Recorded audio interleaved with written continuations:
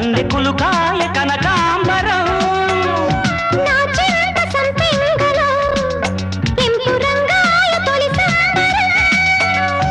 ఎన్ని పొంగులో కుమారి కొంగులు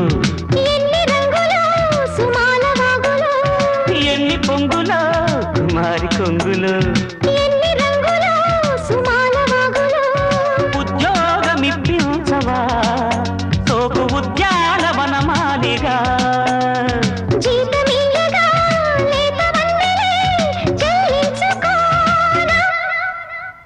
కొత్త కొత్తగా ఉన్నది స్వర్గమిక్కడే అన్నది